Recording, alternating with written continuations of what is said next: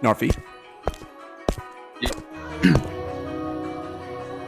Not if he's from the same family.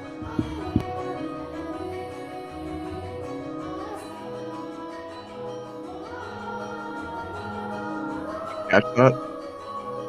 Oh no.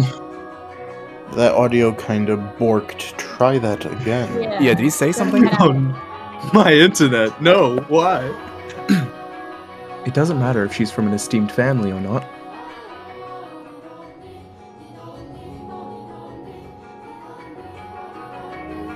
No. I'm not in love with her. I'm just interested. This isn't love, no. It couldn't be. This is me we're talking about. Besides, I hardly even know her.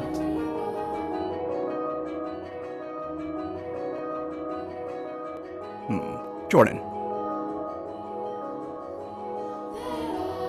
Young sire, blessed young sire, alms for the poor. It's the same beggar as before. I don't think he's moved since then. But he looks skinnier than last time. He's gonna have trouble making it through the summer. I should give him something while I still have the chance. Alms for the poor. Have mercy. Sorry, but this is all I have to give you. Thank you very much. Blessings upon you. May the Lord bless your soul, young sire. Thanks. I feel bad for him, but that's just the way of the world. Farewell.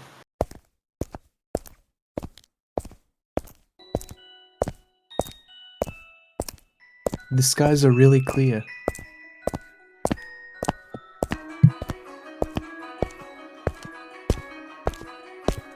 Kate. The sun shone fiercely down on town that day. As was characteristic of the area, cloudy days and rain were frequent during the season, but the sun almost always took the stage that day after a storm. The cathedral standing tall in the center of town, the stone-paved streets clacking with the pleasant sound of footsteps, the people peering out from beneath awnings to look up at the sky. In Mell's eyes, it was as if they were all blessed by a divine light. However, not everyone living in the same land was equally blessed. In fact, the blessed were far outnumbered by the forsaken, even if their time would later come to be referred to as the Golden Age. Elsewhere, back at the mansion, Nellie was causing trouble for the Abigails. On a whim, she had decided to redecorate her bedchamber, so she gathered the maids and put them to work, shouting orders and demands and complaints. And she had not summoned only her personal servants, but the others as well, including the white-haired girl. No, not like that. How many times must I tell you? The tapestry goes by the door, and I don't like the carpet's pattern. Is there anything else we can change it with? Hey, put this ugly vase here. Nellie appeared to be rather irritated, and it was the servants who bore the brunt of her frustration. Though I found that similarly vexing, none of them showed it. She was a girl who spoke her mind, a trait particular to that time in history. Women of the Golden Age were so vivacious, in fact, that it inspired parody and satire in foreign countries. But no matter how hands-off her parents were, had Nellie been born a generation earlier or a generation later, she likely would not have been able to act so free-spirited. That day, however, Nellie did not seem to be of her usual self. Though she always spoke her mind, it rarely went beyond being childishly adorable. It was unusual to see her in such a foul mood, not even a smile on her face. Get rid of all of it. The carpet, the chair, the desk, it's all so ugly. Don't we have anything better? If we don't, then alter it. Have it made. You can't do that much, can't you? Hurry up and replace them.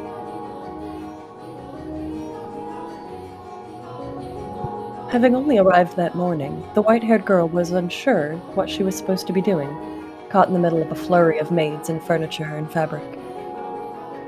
She chased frantically, scrambling Abigail's with her eyes, and made attempts to help. But not being familiar with the work, she only ended up getting in their way. She probably felt that everyone would be better off with her not in the room. So when the maids ordered to get new furniture made their way out of Nellie's room, she attempted to follow them. You hold on a second. You, yes you, with the white hair. However, Nellie stopped her before she could take her leave. What? The white-haired girl turned back, bewildered, to find Nellie smiling at her. The corners of her mouth turned up into a self-assured grin. There was no trace of timidity or uncertainty in her demeanor. Her flaxen eyes seemed like they would look nice under the light of the sun. Almost the exact opposite of the white-haired girl. I wanted to talk to you, actually. Her mother never was one to share. I asked her to trade maids, but she wouldn't have it. Trade? You mean for... Which is why I decided to completely redecorate my room, because then I would need some extra hands. But why? Because mother and father refused to tell me anything. Why is that? Who are you exactly? Where did you come from? Tell me, what house are you from?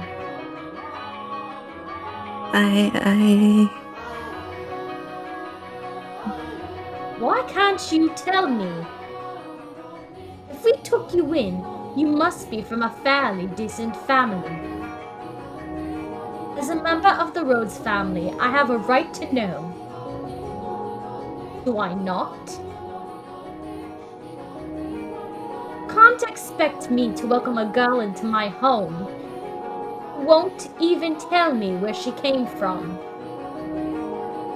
I don't know anything about you. I haven't seen you at any parties.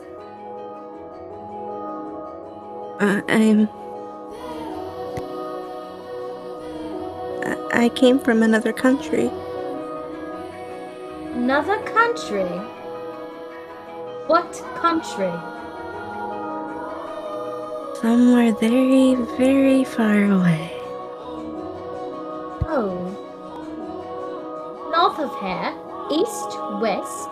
South? South. It's south of here. Crossed the sea to get here, which is why we have never met before. How far did you have to travel then? How many times did the sun rise? And how many stormy nights did you face? Innumerable days and nights we sailed, heading even further north. Huh? So tell me, Lady Nellie, that is the most wonderful painting. She just tried to brush me off. I won't let her get away that easy. Painting? It's in my room, so of course it's wonderful. What's that? That one's especially so. You're both so adorable. You, Lady Nellie, and Lord Mell. How old were you when it was painted? Huh? Ah, that painting. Goodness, yes, you have a good eye for art. It is magnificent, isn't it? This was done when I was 4 and Mell was 7. You see how we're standing next to each other, holding hands.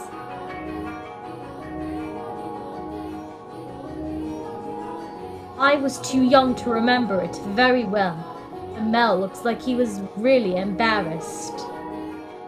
But standing there, like statues, makes for a boring painting.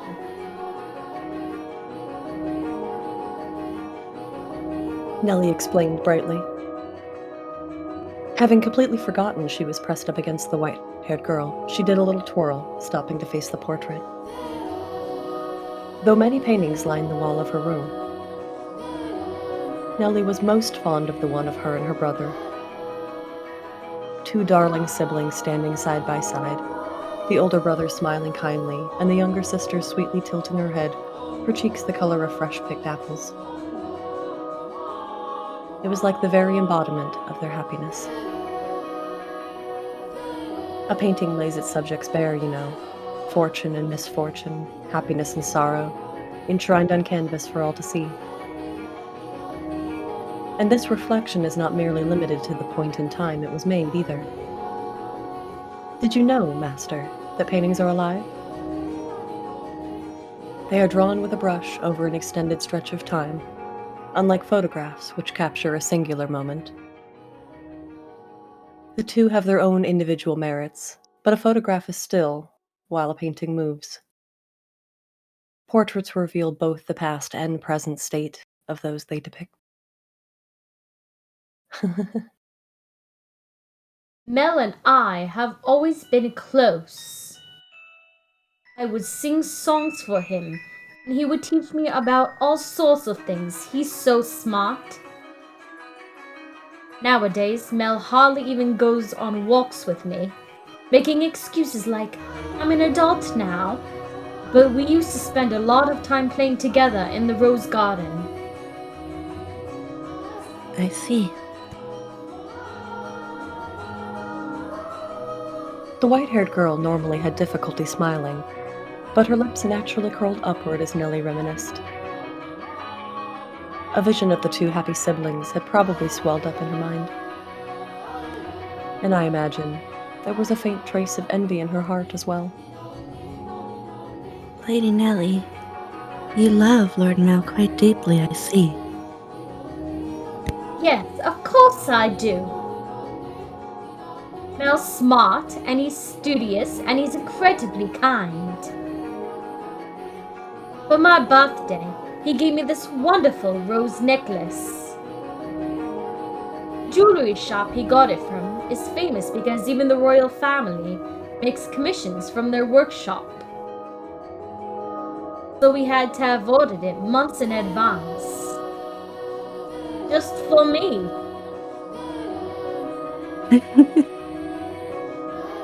He's a prince.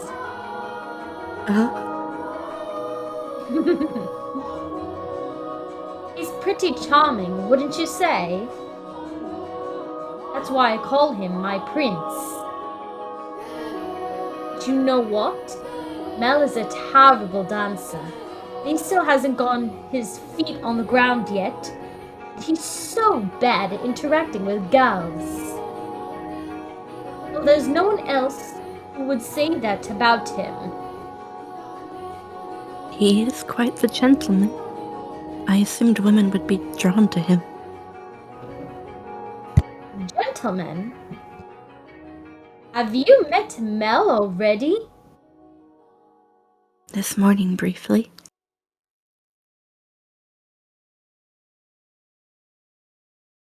That reminds me. Mell seemed to know about her too.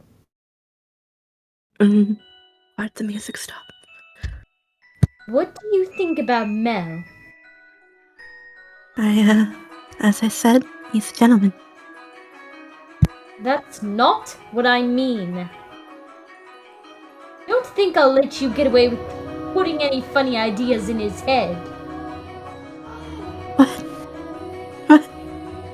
Mell is too trusting. He's pure of heart. So I won't stand for you trying to take advantage of him. I would never.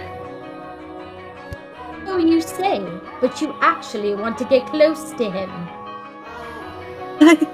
I wouldn't dream of it, Lady Nellie. He's a man far beyond my reach. You aren't planning on doing anything, are you? Not at all.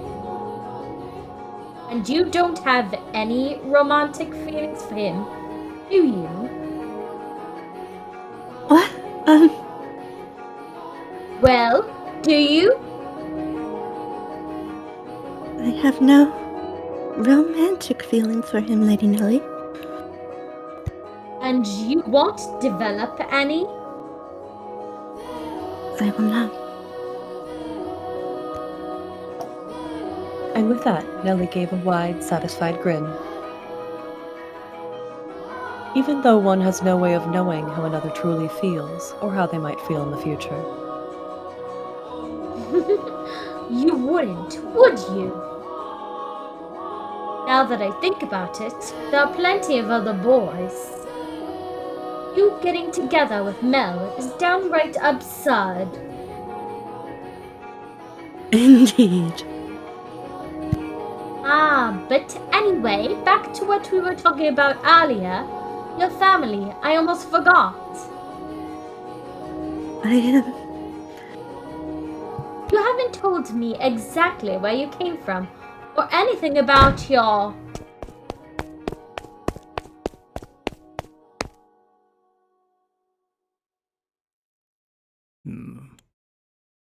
Nellie, can you do this?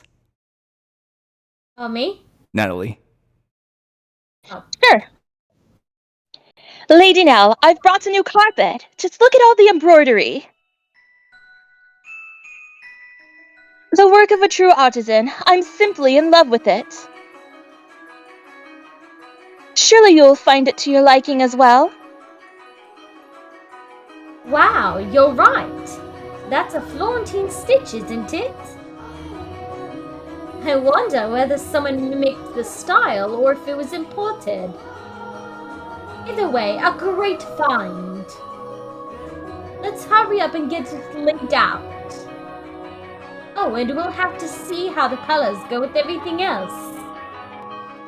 We have to finish redecorating quickly, so I can show Mell. He'll be so surprised. What wonderful taste you have. What wonderful taste you have, Nellie.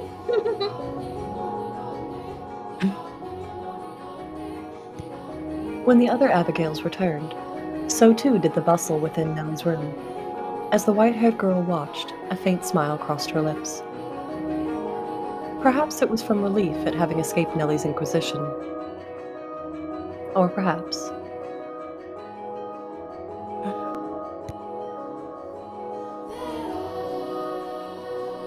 Ah, Nellie, I'm back.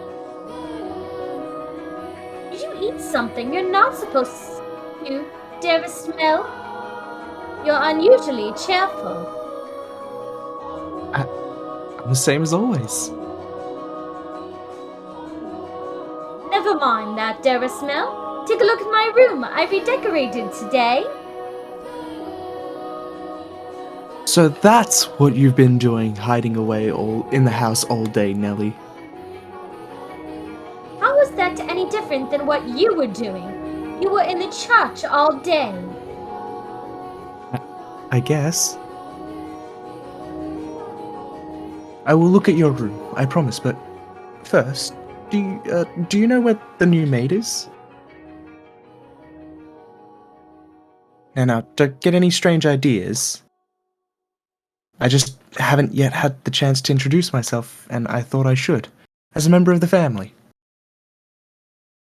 Except you have, and I know it. Being the eldest son, it would be shameful if she were to pass me in the halls, not even knowing who I am, so... Don't ask me. What? But you were in the house all day.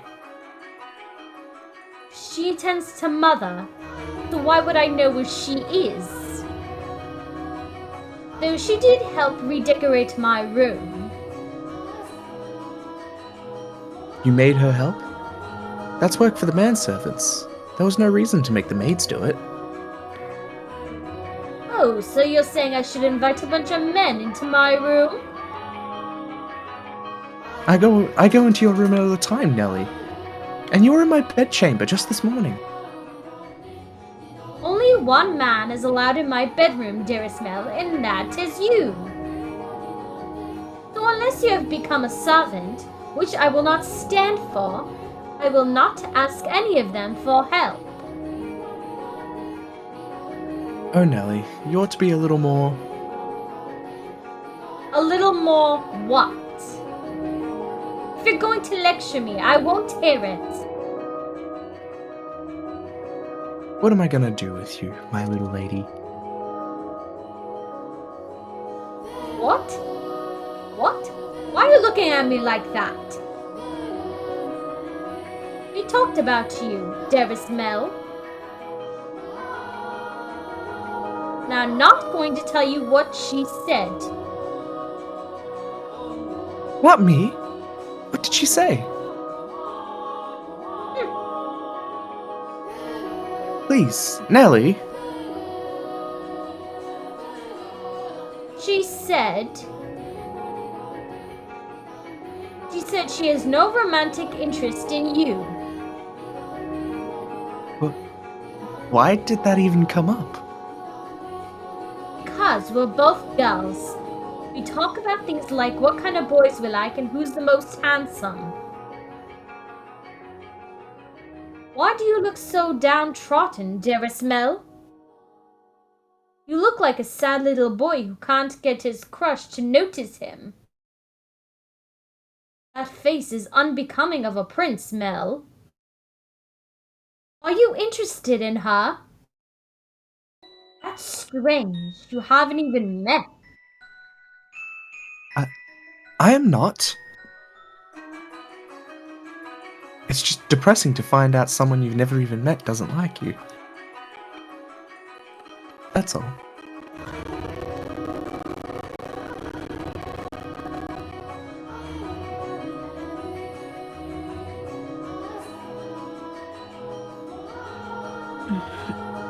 I'm going to make my move. I must do so soon. I don't have much time. The master of the house isn't around, so next in line would be him. That painting.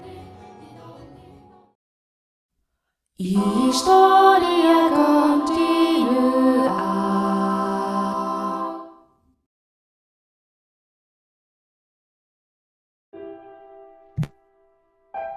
Despite his near devastation by Nellie's news, Mell's flaxen eyes continued to wander in hopes of catching sight of the girl.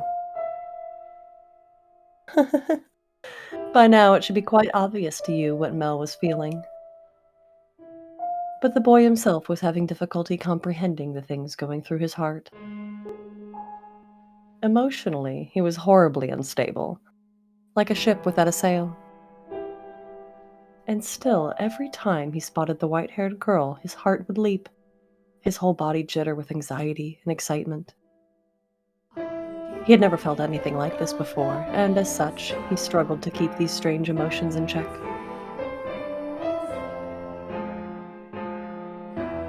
Whenever he saw an opportunity, Mell would speak to the white-haired girl. And days he was unable to, he either spent in secluded silence or distracted days. Love is a curious thing. It has the power to change those who experience it. When he did manage to approach her, he tripped over his tongue. Again and again he talked to her, and again he stumbled. I imagine if you were to take him to see a romance at the theater in his present state, he would cry just as much as a little Nellie. We cry at tragedies because we draw parallels within our own lives. At least, that is what I think. Great tales of romance attain true gravity when the audience, only when they are personally familiar with love. In any event, the white-haired girl was, as a result of this, visibly perturbed. She was delighted that he was being so kind to her, but confusion overpowered every other emotion.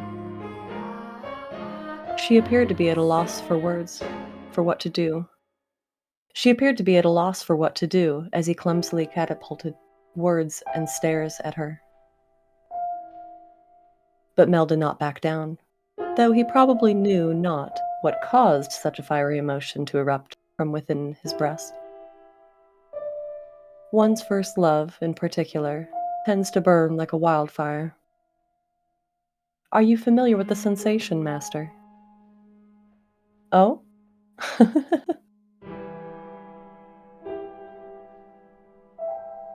Ah. There she is. Is she cleaning? No. It looks like she's reading. It's now or never.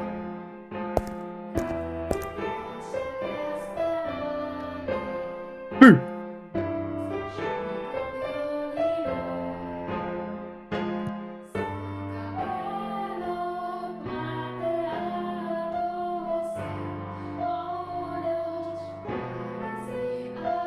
Did you say something to me? Or Yeah, I screamed twice. What? Oh. You can hear me now? yeah? Yes. Okay.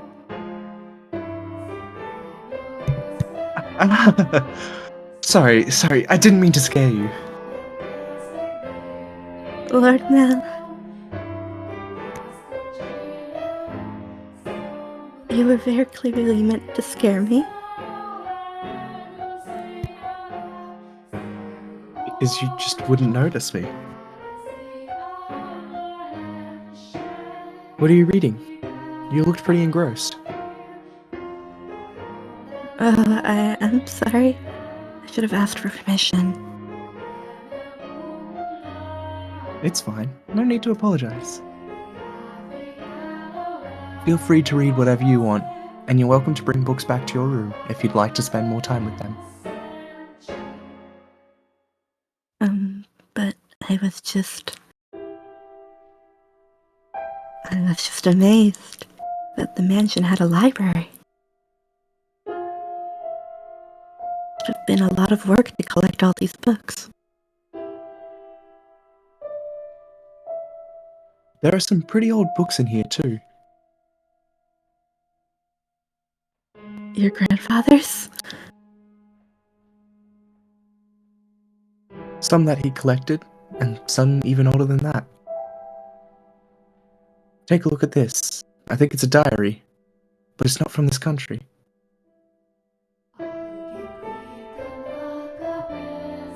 Or this century, for that matter.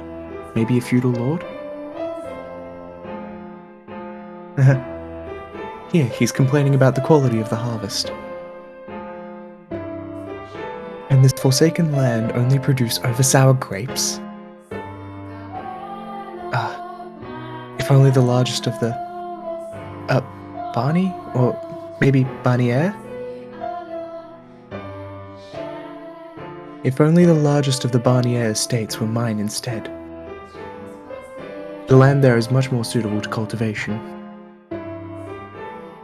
There you have it. You can read this, Lord Mell? More or less.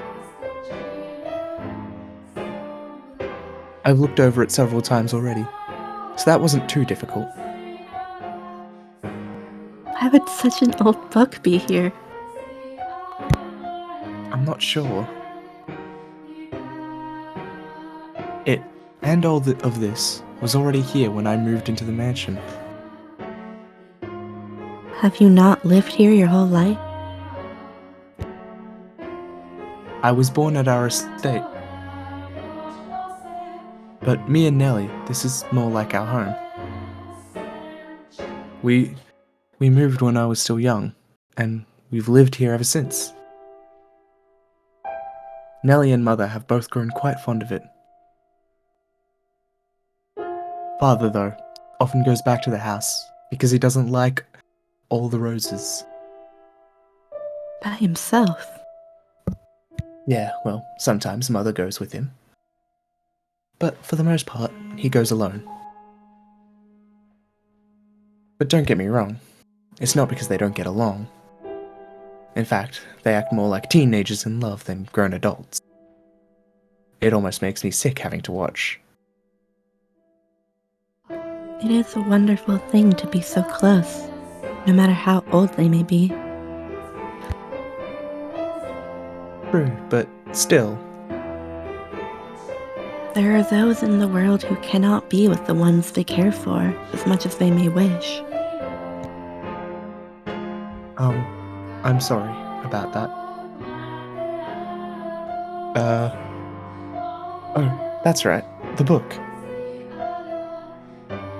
What were you reading? I wasn't exactly reading. I do not enjoy reading lots of text, so I was looking at the pictures. Is that so? You seem very cultured, so I thought you would be partial to reading. Perhaps you're actually more like Nellie and eschew your studies. Yes. I wouldn't have guessed.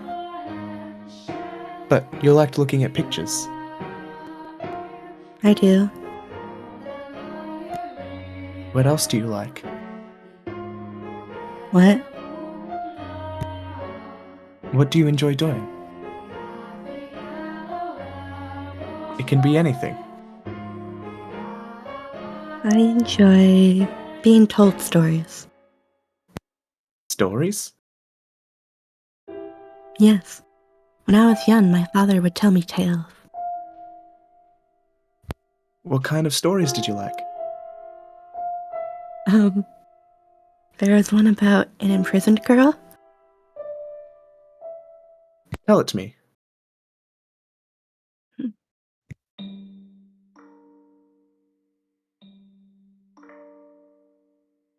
Once there was a girl, and she was locked away in a mansion deep in the forest.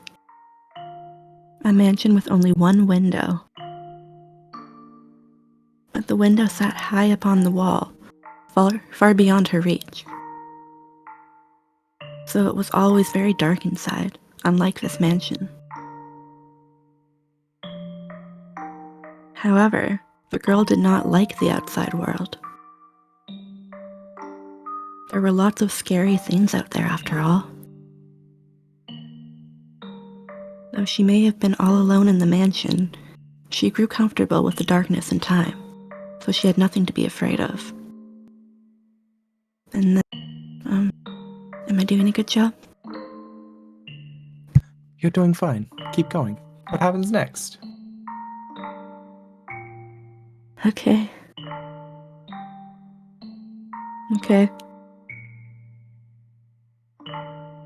And then the girl grew up. By then, she had already forgotten why she was locked up, but she was content with the darkness. However, her eyes couldn't help but be drawn to the little bit of light that spilled through the one window. Though she was comfortable in the darkness, the sight of the light made her heart race.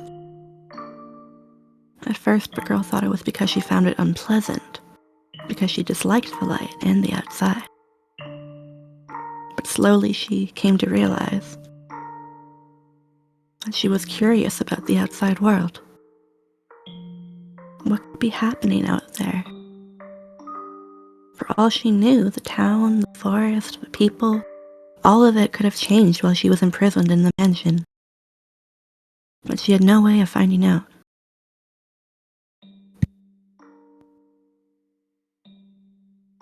So the girl decided to write letters and throw them out the window.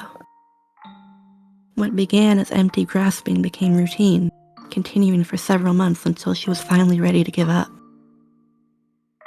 But then, a beautiful white dove flew in through the window. Tied to the dove's leg was a letter. Her heart racing, she read the words contained within.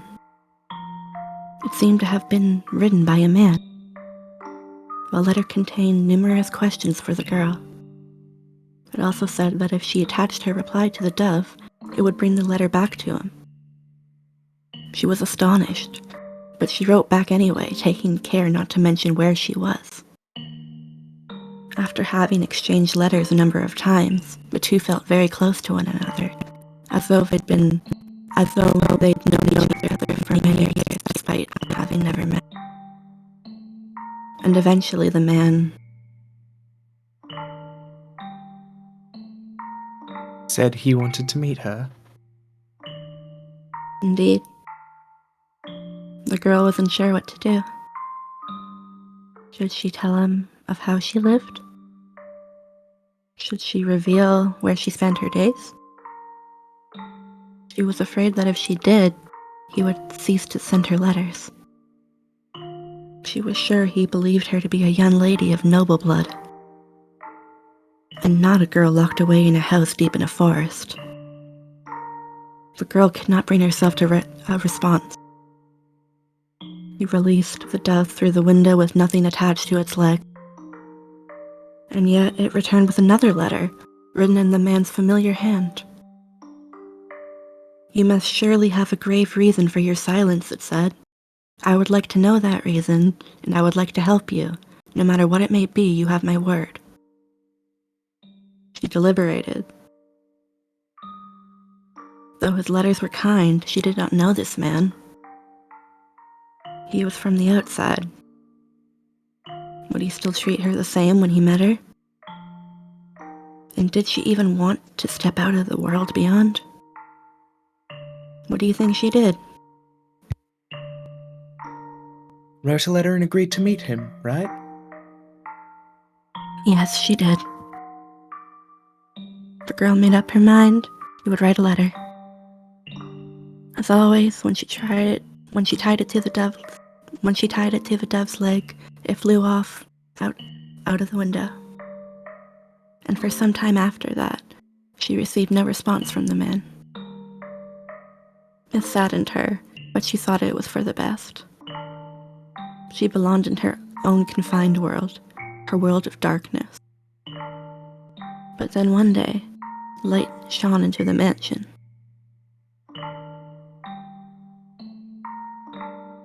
The sealed door had been opened, and in the doorway stood a handsome young man. I've come for you, he said.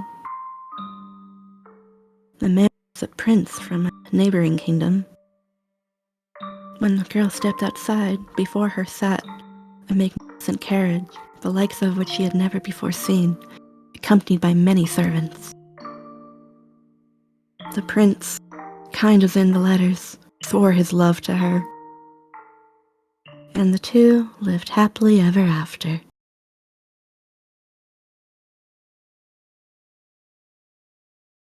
Ah, what a nice story. I'm glad it had a happy ending. A prince. Was there something funny about the story? No. That's not why I was laughing. Do you ever imagine what it would be like if a prince showed up for you? Huh? It doesn't have to be a real prince. Even just someone like one. Is that something you dream about? Oh no, I think I'm perhaps a little too old for that. You think so? Nellie still fantasizes about her prince, and she's 14. I just assumed all girls were the same. Lady Nellie's prince. That's you, Lord Mell. What? What? Is it not? I mean, we used to play make-believe a lot when we were kids, but I very much doubt she still thinks of me that way in earnest.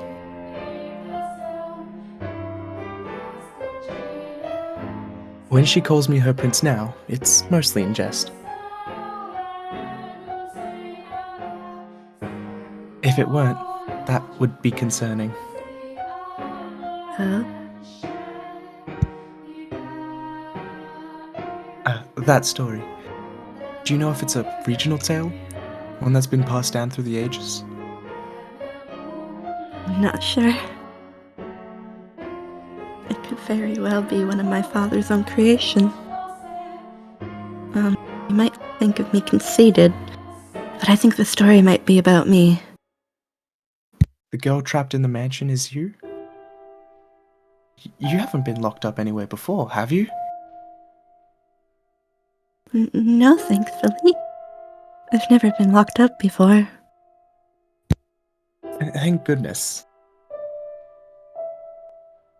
But with an appearance like mine, I can sympathize with her for being afraid of the outside world. I have at times imagined how wonderful life would be if it were only me and my father. But the girl left the house in the end. If your father really wrote that story, then I believe it contains his hope for you to end up the same way. Oh, I don't have what it takes to be a real prince and whisk you away, but I can at least pretend. So, if it was your father's wish for you to see the outside world, then surely there's nothing wrong with you getting out and experiencing all the scenery that the world has to offer. I want to see the outside too. Or, to be more specific, other countries. So, if you'd like, we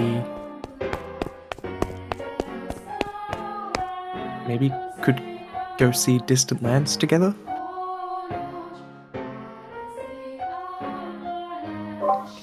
Ah, dearest Mell, I've been looking over for you. Nellie! Look at this, dearest Mell. Mother bought me these wonderful gloves to wear on walks. Roses embroidered on the wrists are just precious. oh my, you're right. They are beautiful.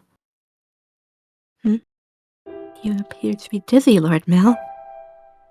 Are you feeling unwell? No, I'm fine.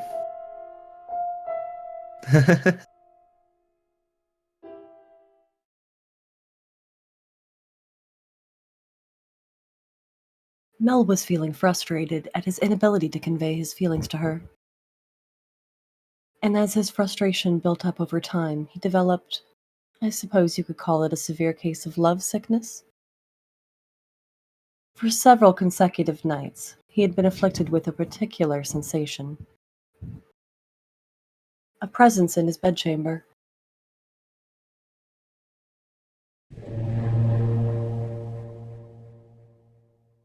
Death. Greg. Ah. Death to the unholy one! I'm doing from my phone right now. Ni- Death to the heretic! Nika. Death to the witch.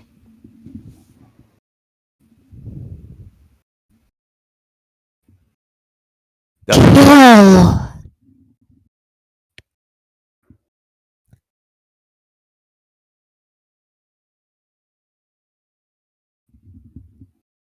Let's see. Narfi. Jeez. Why? I never wanted her to die. Just a normal voice is fine. Okay. Why? I never wanted her to die. Was she not eating? James. Seal off the tower. Understood? No one finds out about this. How can you be so calm? Don't you understand what you've done? Ha! Pinning the blame on me. How nice it must be to be able to distort reality with panic. Duck, say it in a badass voice. You're just as guilty as any of us. I never wanted her to die.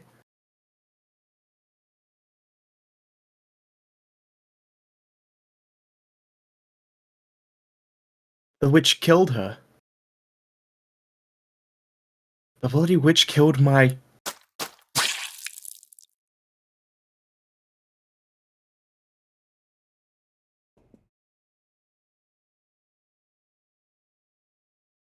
Yeah. Ah.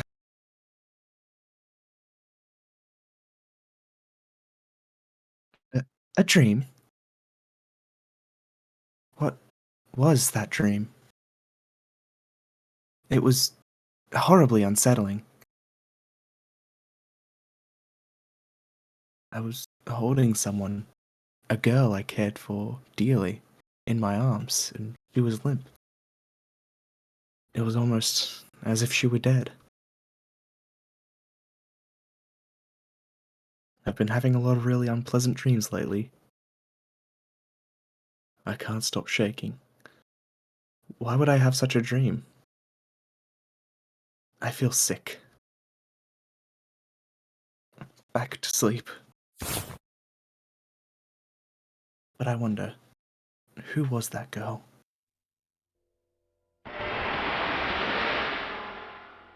I can sense someone standing beyond my door. Is someone there? It's like they're watching me. Just my imagination.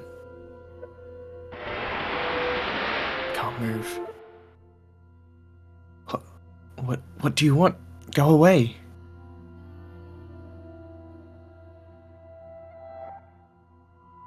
Huh? Sound. It's growing fainter.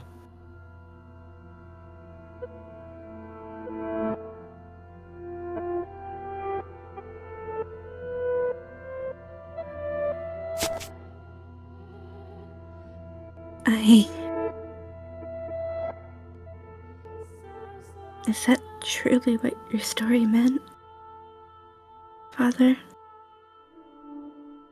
But such a magnificent garden. Something we could never have had. Are my intentions misguided? What a beautiful white rose.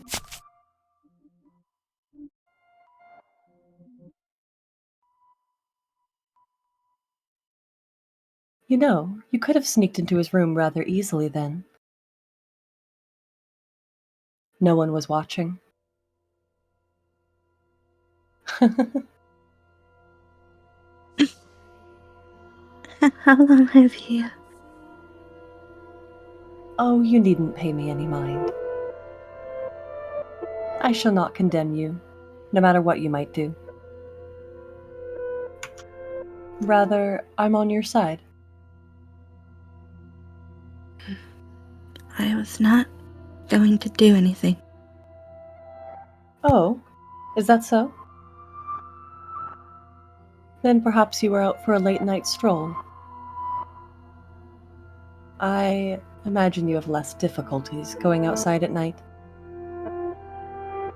I beg your pardon. I will return to the mansion immediately. Oh, yes, that reminds me.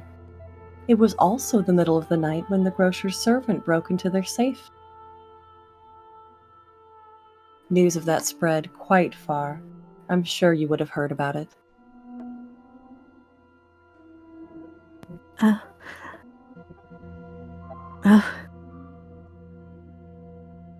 Although, was Gamache imprisoned? Dear me, I'm having trouble remembering. But worry not. If you wish for it, the mansion shall provide. You are in no danger whatsoever of getting caught.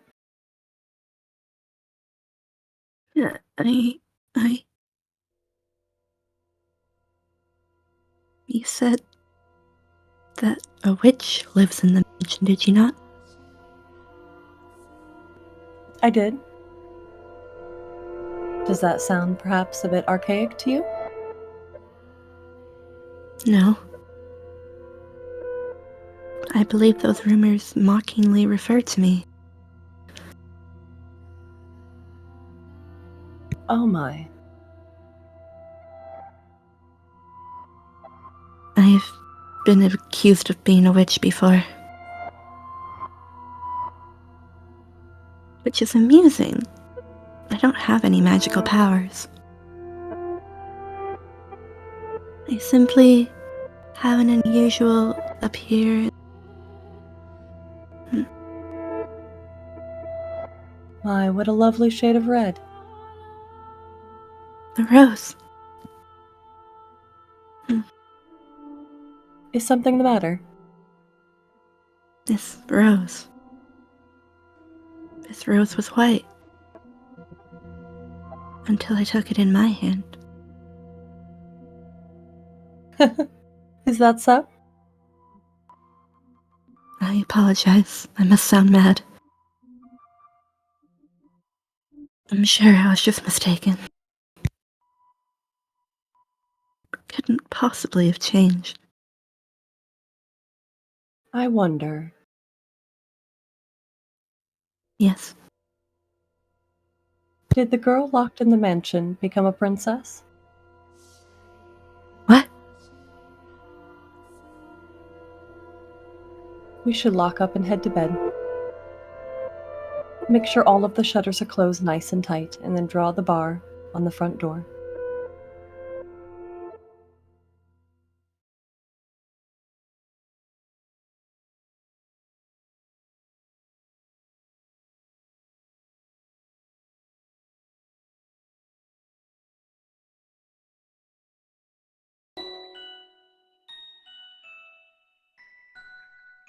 Slowly but surely, time trekked onward, everyone working toward their own individual goals. Each early summer breeze that blew through the garden was like God's hallowed breath, carrying the flowers' fragrance in through the Rose Manor's windows. If only time could be stopped and this beautiful era made to live on through eternity. As usual, Mell's eyes chased after the white-haired girl, and Nellie pursed her lips in frustration at him. But she was still rather docile. Even taking into account how self-centered she behaved, how fickle her temper, Nellie's fits were still no worse than a playful kitten. See? At that very moment, our lively little feline had her claws poised to swat at the flaxen-haired young man.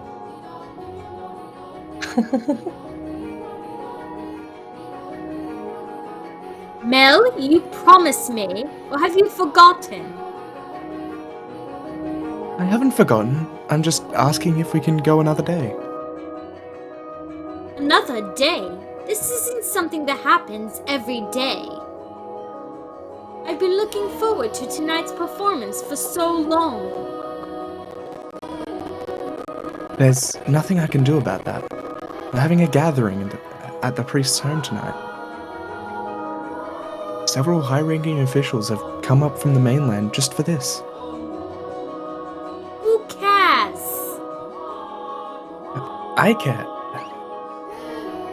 You know, Nellie, it doesn't have to be me who goes with you. No, I want to go with you, Mell. You've been so distant lately, dearest Mell. You refuse to do anything with me. That's not true.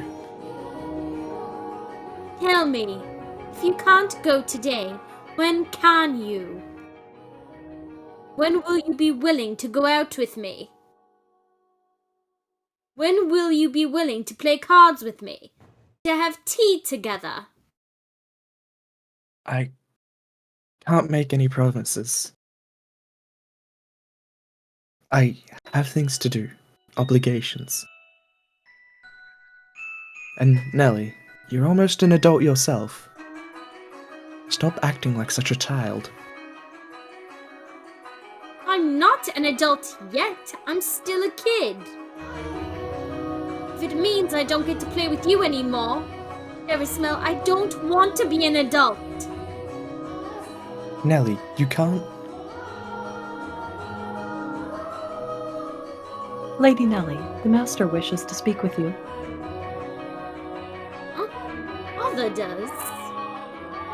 What could he want? Go on, Nellie. You can't make Father wait. He's very particular about people keeping their appointments.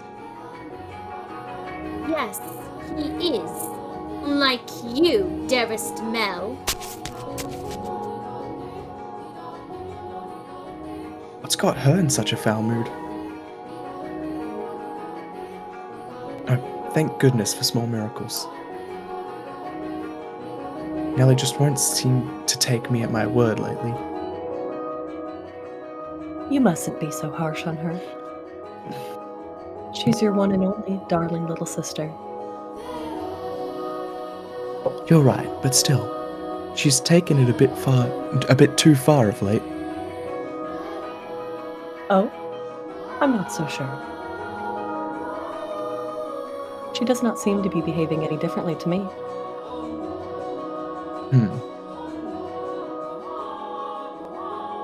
Am I the one acting differently then?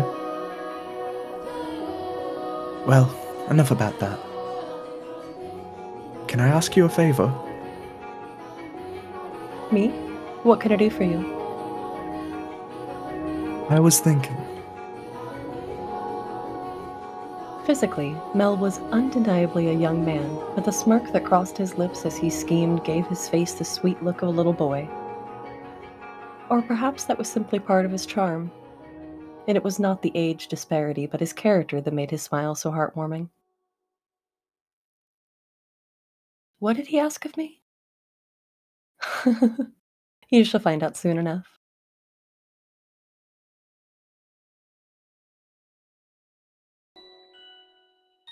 It's cloudy. Thank goodness for that, too. Though it would be even better if it were even darker out. I believe the textile shop was around here. Ah.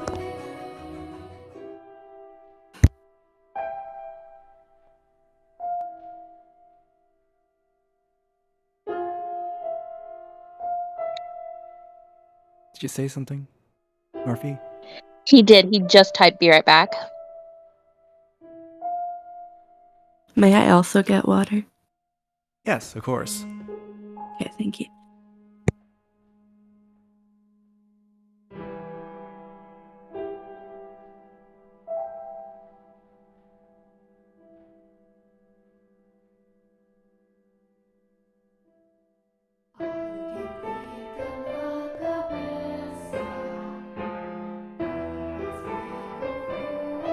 It's almost as if everyone here is as thirsty for water as Mell is thirsty for this maid.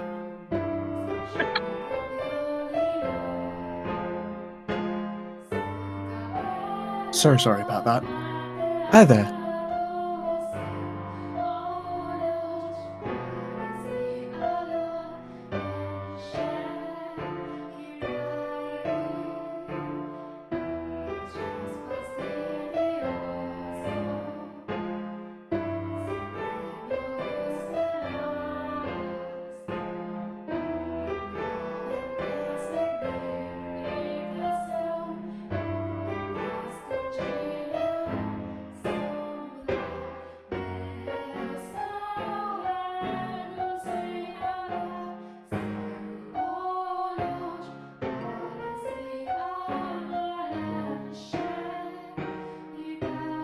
Okay, I'm back.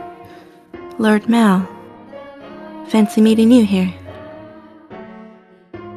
Yeah, what a surprise. So, what did we say this? We take this chance and go for a little walk?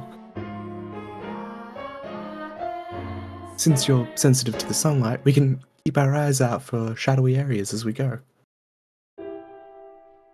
And if you feel unwell, just let me know. I was sent out to run an errand. Don't worry about that. Come on, follow me.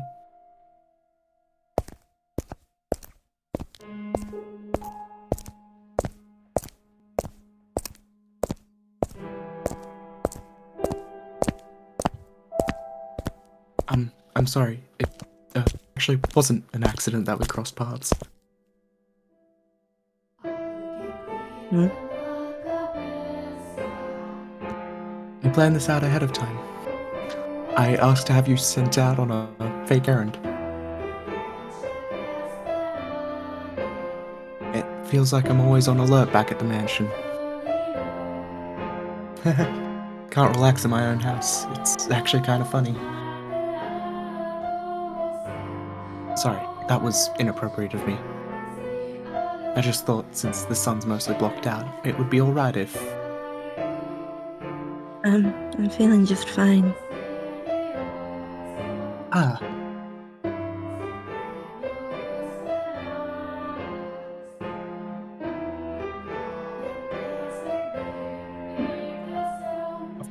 Of course, I get her out of the house and I can't even think of anything to say. Hey, Yes? have you settled into life at the mansion? I have. Everyone has been such a big help. That's good to hear. Indeed.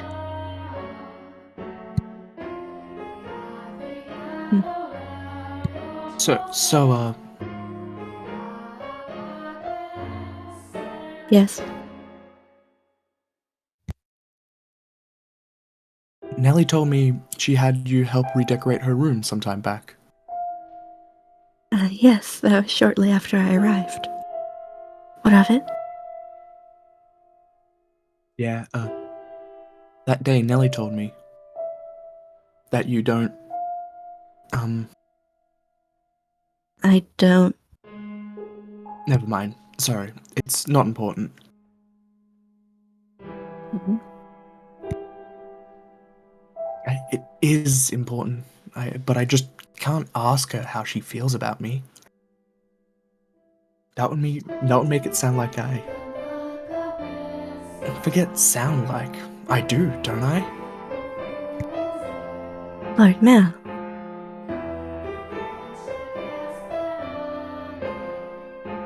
Oh, sorry. I had something on my mind. It looks like it might rain today. The weather usually gets better as summer approaches, not worse like it has been. It won't be a heavy storm, though. No? The wind is too gentle. You can tell from that? Vaguely, but yes. Huh. That's impressive. I often leave the house unprepared, only to find myself sloshing back in the rain.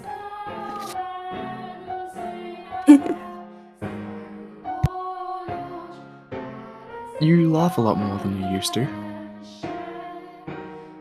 Do I? Yeah, and I like that. You look better with a smile on your face.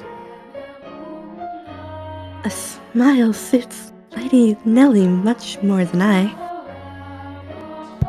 What? Her smile and your smile are completely different. Also, a smile suits you as well, Lord Mell. Do you really think so? What am I supposed to do? In the face of a smile like that? So, Yes. knowing her, if I ask her if I'm imposing, she'll say no without hesitation. Trying to cover myself isn't going to get me anywhere. Hold on a second. I never did get you those flowers like I promised. There was a single white rose blooming in the garden. I was planning to give it to you, but it disappeared before I had the chance. So, I'd like you to have this. It's not a real rose, but it won't wilt either.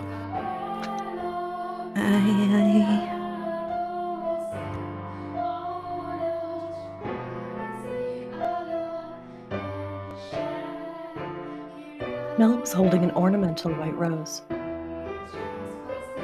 It was an impressively detailed replica of the real thing, crafted by an incredibly skilled artisan's hand. It was, I imagine, made by the same craftsman from whom Mell had ordered Nellie's birthday necklace. The young man, who had a handful of days earlier had said that he had no sweetheart, had come in to commission a present for a girl. The master of the shop must have been quite surprised. Or perhaps it had given him a good laugh instead. It was for this moment that he so desperately sought for time together with the white-haired girl. I don't know what you like, so I had to base it on my sister's tastes. My apologies, I cannot accept this. Is the design not to your liking? No, I just... If you're concerned about how much I paid for it, don't be. I just want you to have it, that's all. Please. Why are you being so kind to me? Why? Because I'm sorry, I can't accept it.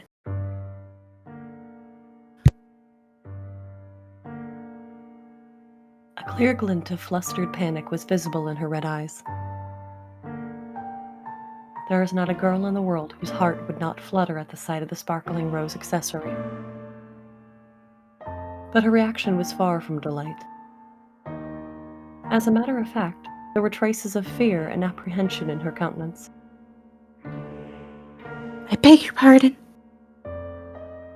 hold on. With a look of distress on her face, the white-haired girl made to run off, but Mell grabbed her by the arm in the nick of time. At least tell me why. Is it because you dislike me? I never said.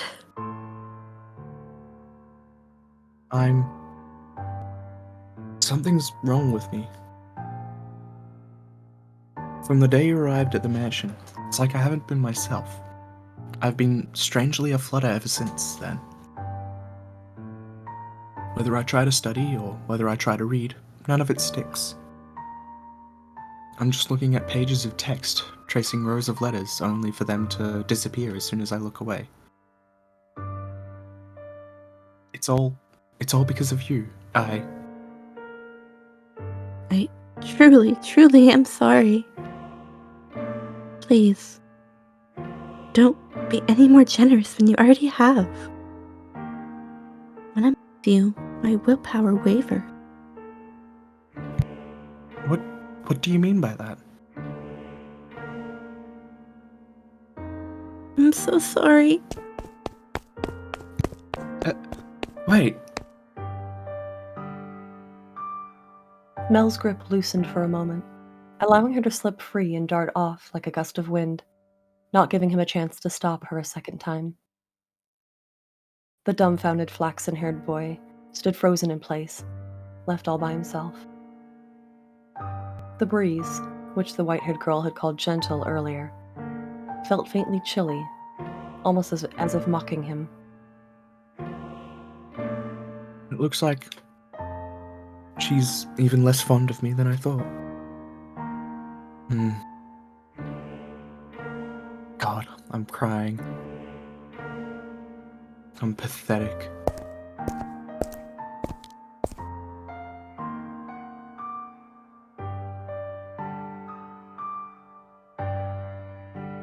James.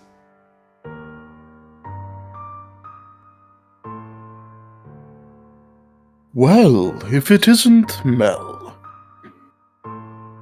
what might you be? Are you crying?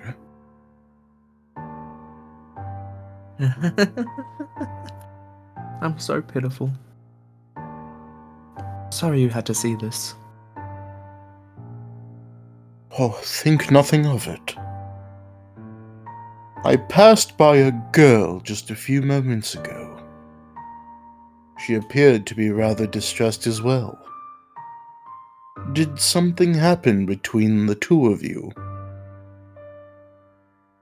I wasn't good enough, it seems. Not good enough? That was the new maid I was telling you about before. I was, like you said, Father, I was keen on her. Quite. Enough to bring me to tears, like a miserable child. But she rejected me. I don't even have what it takes to be a stand-in prince. Mell. I apologize for complaining to you about this. I'm completely hopeless. Mell. Please don't try to cheer me up. I don't need any sympathy, I just... No, Mell. Listen to me. What? I've seen that girl before. What do you mean? But...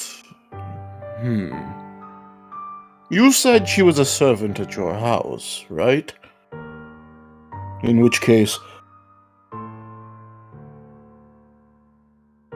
Yes, she is. Please tell me, Father. Where did you see her? Why must you be so evasive? It was... probably someone else. Someone else? Are you saying you mistake someone who stands out as much as her? Father. She... and a man whom I assume is her father paid a visit to the church once. They came asking for food, their clothes in tatters. The two were emaciated. I don't think they were eating daily. What? Wait a minute. Are you saying... She's a beggar.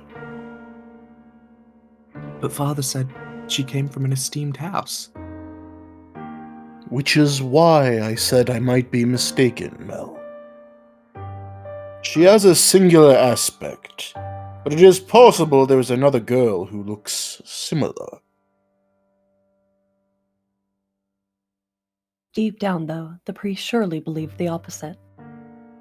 And so he sternly, like teacher to a pupil. But you must be absolutely certain, Mell. Understood? You cannot proceed any further without knowing her ancestry. May I visit the church, Father? By all means. In the back of Mell's mind, a vision of the night of the storm, the night of the white-haired girl, arrived at the mansion was surely replaying. She had been wearing little more than rags and covered in grime, hardly the appearance of a respectable young lady of class.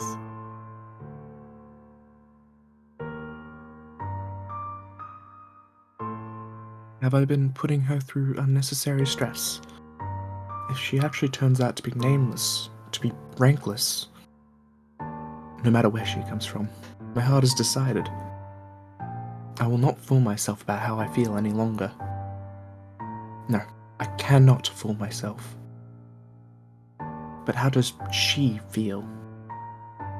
What will everyone else think? I have to find out why she was welcomed into our house. I'll ask Mother. Or Father. No. If, for some reason, they don't know she isn't an aristocrat, I'm better off not saying anything. But if they don't, then does that mean she's been lying to us? And to them? I have to find out. This time, I must get answers.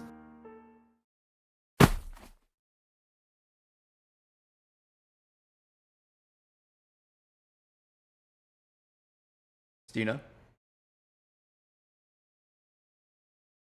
Sorry, I was like, no, absolutely not. You come back and the first thing you say is that? I hate you, Father. I will not stand for this. Ah! Why? Why would he just suddenly throw that on me? He didn't even ask for my opinion. No, I won't do it. I'm fine, the way things are. I'm just fine. Dearest Mell, I need your help. I don't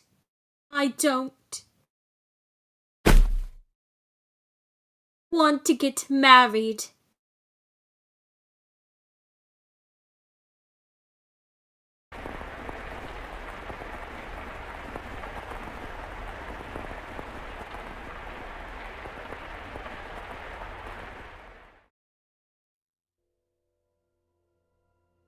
This may seem sudden, but I must confess that I made a grave mistake. My transgression is that I was unable to completely predict where this path we were traveling led. My hands were full dealing with my immediate day-to-day tasks. So I could do naught but pray there was a happiness waiting in the future. Happiness for everyone who lived within Rose Manor. But I am a mere maid. There are limits to what I am allowed to do. And furthermore, it was not my place to offer her my hand.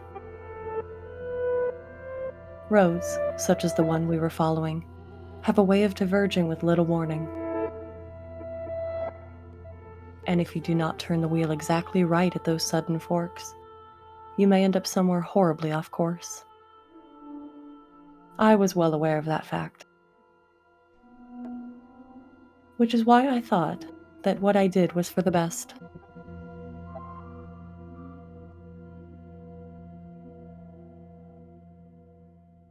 It's happening again.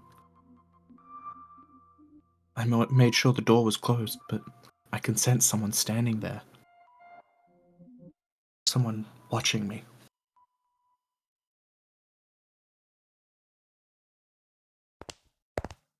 Footsteps. They're looking down at me? I want to open my eyes, but I can't do it. Curses. You're just going to leave without doing anything, aren't you? Then hurry up and get out of here. Free me from this torture. Tonight they're on my bed now, looking down on me.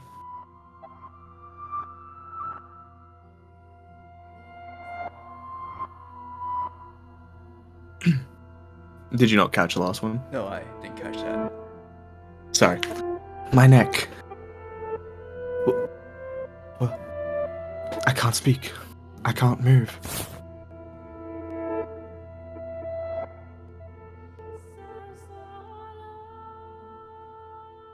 These cold fingers. That soft breath.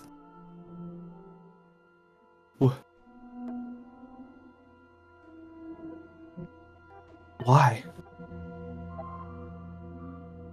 I can move my body. But that's not important right now.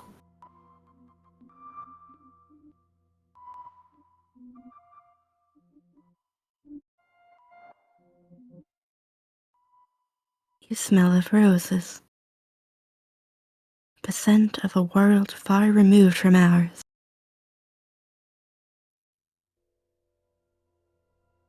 He made a gasp at the sight before him. Oh wait, no, that's not me. Sorry. It's okay. He made to gasp at the sight before him, only to realize he could not.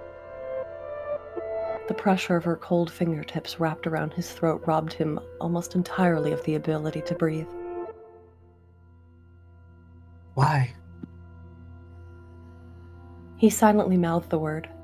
For that moment, at least, her melancholic ruby eyes were focused wholly on the flaxen-haired young man. In them glowed a faint flicker of willpower, and a continuously burning agitation that roused her to action. I told you, stop being so kind to me. Why? It will all be over soon. Please don't make any noise. Why?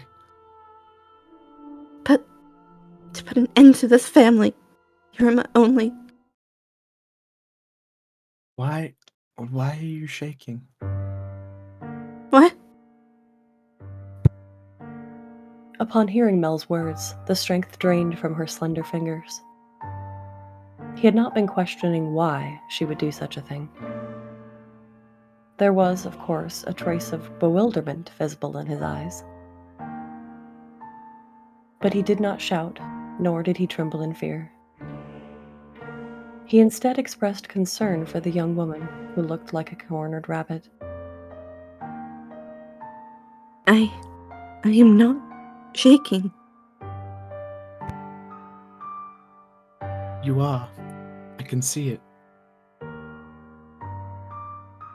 As he slowly regained his breath, Mell's voice too grew clearer. Conversely, the red-eyed girl's grew progressively more faint and raspy.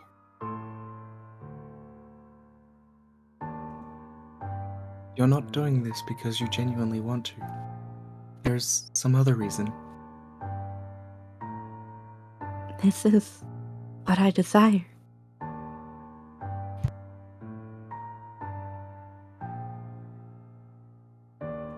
Have you been to my room before? You have. I'm sorry.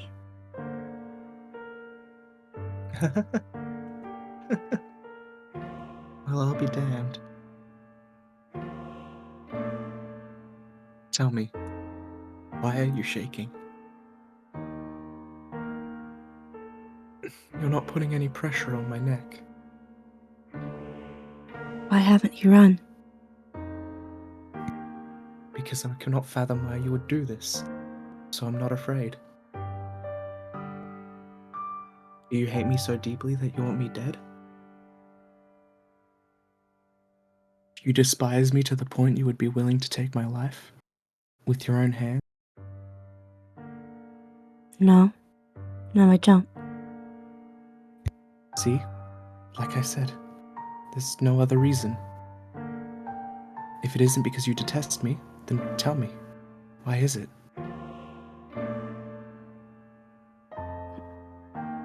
I'm sorry. I will leave your room now. I will do my best to not bother you any further. So please forget anything ever happened. You think I'm just going to say okay and let you go? Why can't you tell me the reason? I'm sorry. Alright then, I'll try and guess. What? It has something to do with your lineage.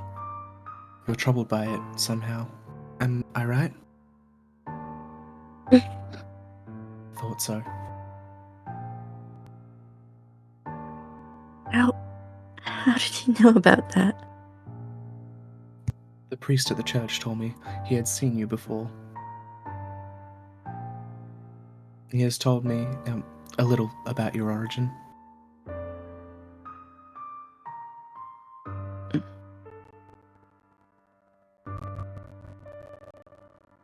That's all I know. The only difference between us is social rank. I don't know what would cause you to do this. Please tell me who you really are. Tell me why you came to the mansion, and why Father allowed you to be a maid. I haven't said anything to Mother or Father. If you're hiding the truth from them, they still don't know. But I want to. I won't get mad at you, or have you punished. I'll even swear to God if you like. I want to be the prince who whisks you away. I want to be like the prince who rescued the girl from the dark mansion and showed her the world. I know I'm not that dependable, but I want to help you. Why do you show me such compassion? Why do you treat me like this? Have my hand around your neck. Why? I thought it would be obvious. Or have I not expressed myself well enough?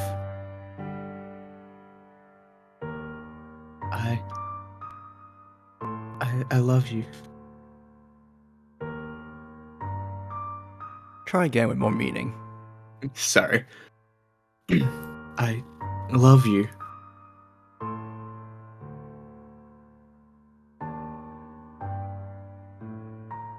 Every time you push away, it crushes me. I didn't even know my heart could feel such distress. If you dislike me and don't want to be with me, then, well, I'll just have to live with that. As much as it may hurt. But if you have some other reason, some weight on your shoulders that you can't share with anyone else, tell me. I want to help you. There are other options. Things we can do about your... No, that's not it. Huh? I've tried to hate you so many times. So yes, there's more to it than just social status. But I can't do it. Couldn't make myself do it. What do you mean? I had so many chances, but I couldn't do anything.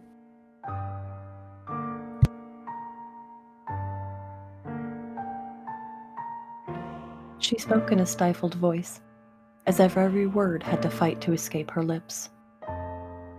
She appeared so fragile, so precarious looking down on him that it seemed as though, if a gust of wind were to whisk through the room, it would blow her away completely.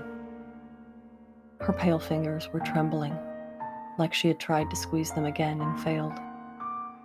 However, her hand did not pull away from his still slender neck. Her hand is so cold. He did not challenge her, but simply kept his eyes affixed on hers, as if carefully watching to see what she would do next. I'll say it as many times as I must. I love you.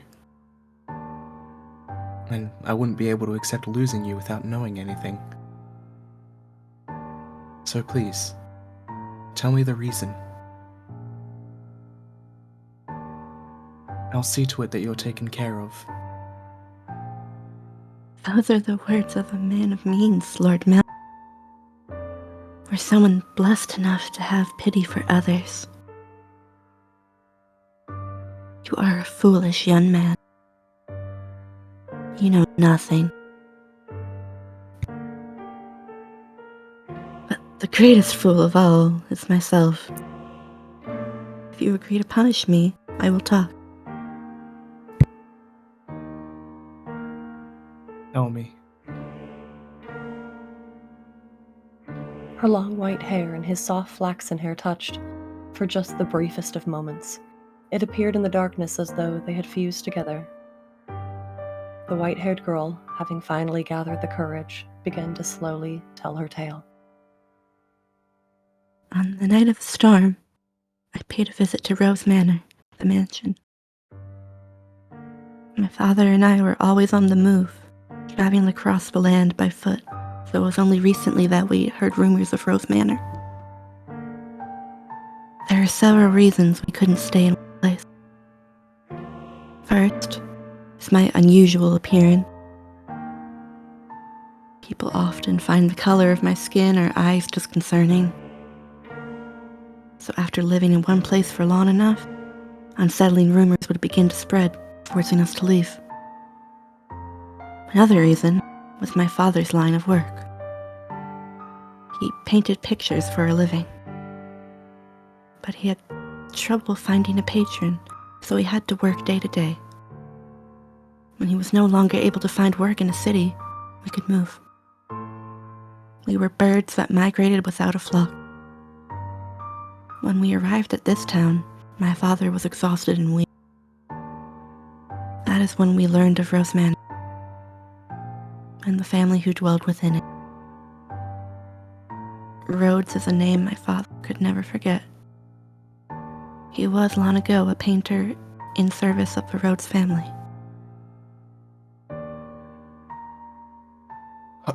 Hold on. Your father was an artist here? Yes.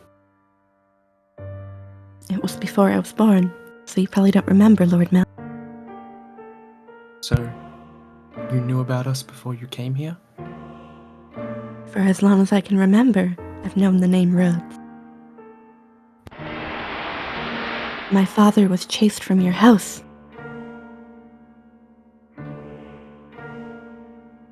Just because they didn't like something he painted. Having failed the Rhodes family, no one else would become his patron.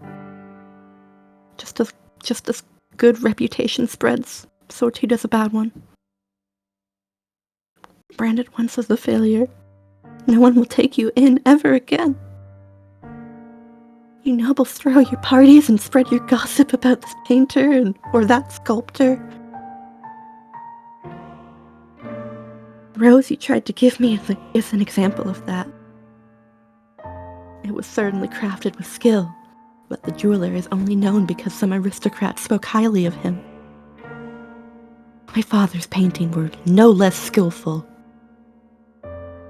His was a talent that could not easily be imitated. But no one was willing to separate the art from the artist. The Rhodes family stole everything from my father. But even thrown out into the streets, his only skill was painting. That was all he could do to earn a living. What little money we had for food, he gave to me. He did anything he could to ensure my survival, even at the expense of his own well-being. My father passed away in this town. Up until his last breath, he was only ever concerned about me. He held me in his arms and ran his fingers through my hair, an apologetic look on his face. If I had a normal appearance, I'm sure life would have been much easier. He was always telling me how sorry he was for making life so hard. Even though it's not his fault I look like that. It kind of is, though. I disdained the Rhodes family for putting my father through such hardship. I imagined you were still living in Dedicance, acting as though nothing had ever happened. No, you wouldn't even care about the fate of one simple painter. Our lives meant nothing to you. And so I sought to bring misfortune upon you. And that's why you tried to kill me? In truth, I had wanted to take the Master's life, but your father spent so much time outside the mansion. And so...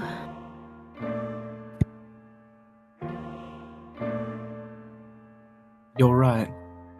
If they lost me, it would put my family in a very difficult position.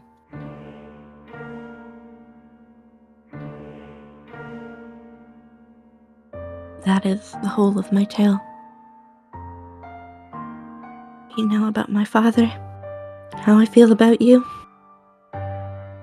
Having told you of the blackness in my heart, I cannot go on living like nothing has changed. Please give me punishment. Why? Why would you have me put the one I love through any more misery? I am not fit for your affection. Not only because I am not aristocratic, but because every time I spoke with you, I did so holding this darkness in my heart. Does that not unnerve you? In the end, it was my family's actions that caused you so much suffering. Would that your father were still alive. Perhaps I could have done something. I'm sorry. And besides, you hesitated. You didn't actually kill me. What am I even to punish you for? As you said, you had countless opportunities, but you could not bring yourself to do it. Tell me, why couldn't you kill me? Because If it's because I've given you enough reason to have the slightest bit of interest in me,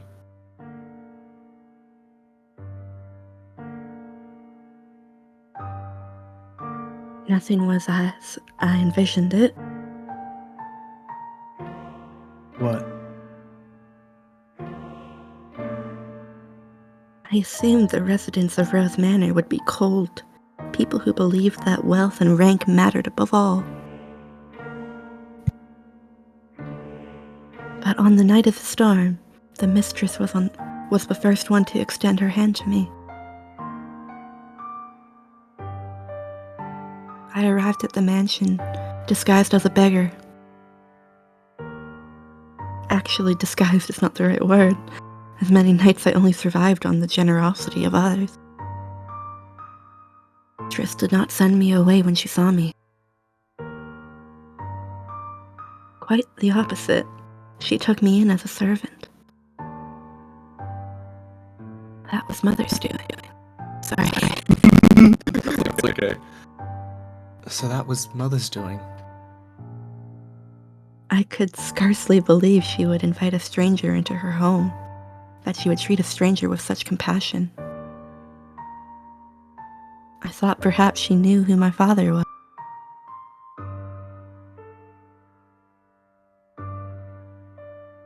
But I had never met any of you before, so she must simply be that kind-hearted a woman. And the mistress continued to treat me with kindness, despite my disquieting appearance and the darkness in my heart.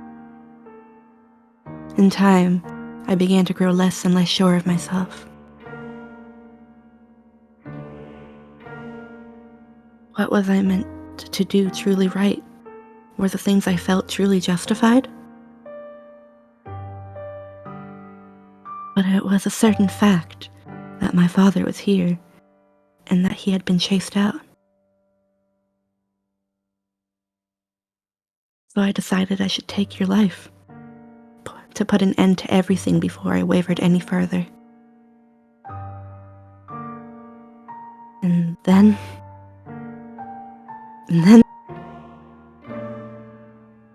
Then?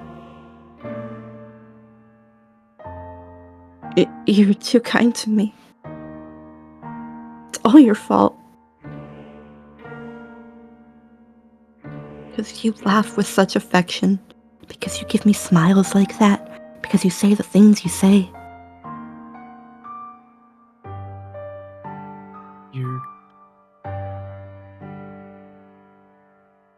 I'm sorry. No, don't apologize. I'm so happy to hear that. Despite, the unusual circumstances.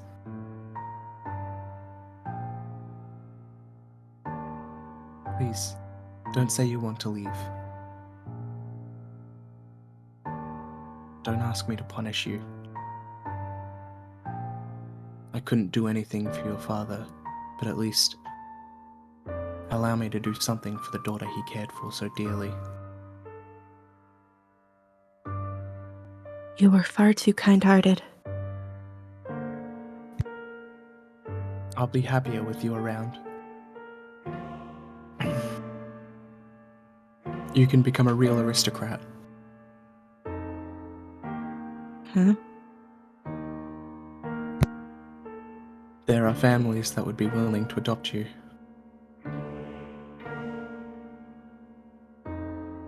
Especially knowing it would bring them ties to the Rhodes family in the near future.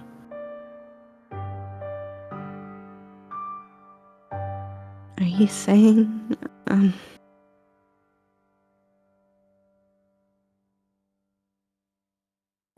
As long as you're okay with that, of course. I don't understand. How could you possibly say that? I have my hand around your neck even as we speak. It seems reasonable enough to me.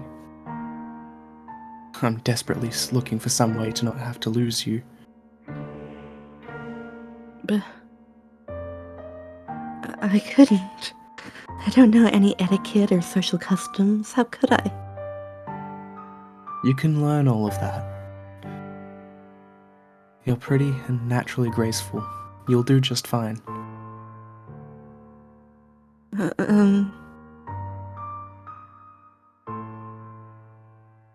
You are such an aristocrat, Lord Mell. What? The way you can come up with compliments so easily.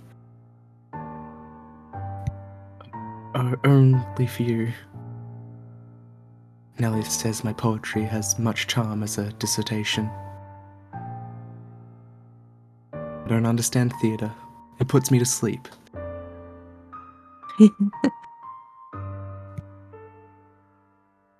You laughed. Thank goodness.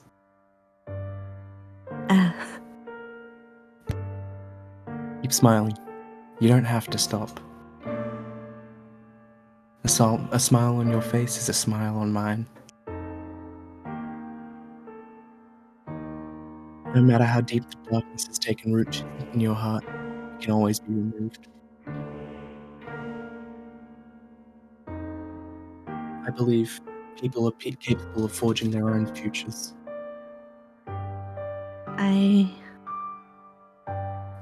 What do you say we go to the theatre sometime? I promise, I won't sleep through it.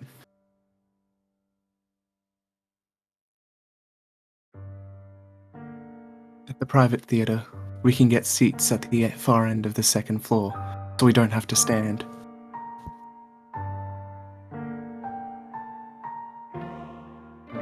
They would be pretty lavish seats, and it'll give you a chance to experience the noble life. But... Please, don't be shy. I can have clothes prepared for you. I'll ask one of the maids who can keep a secret. Say, the one with black hair. She kind of scares me, though. I don't know what I'm supposed to say. How could you show such compassion for me? I tried to inflict harm upon you. Am I allowed to feel such joy?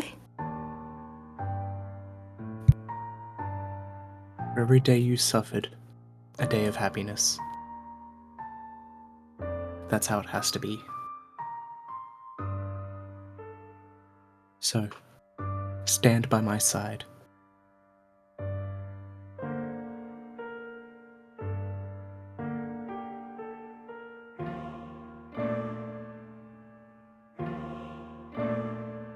He softly whispered the girl's name.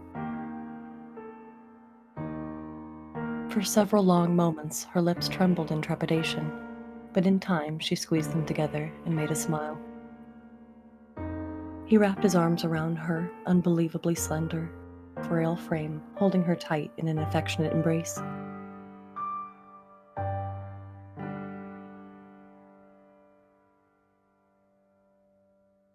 Mell approached me the next day. He explained to me the course of events, and then asked me to dress her up more beautifully than any other noble girl had ever been. She was already a very pretty girl, so even without much effort on my part, simply putting her in a dress, she radiated beauty. I was quite partial to her smile, so I agreed to help, thinking that if it would lead to their happiness, I could not ask for anything more. I never anticipated what would happen next, though. Perhaps my hopes were unreasonable after all.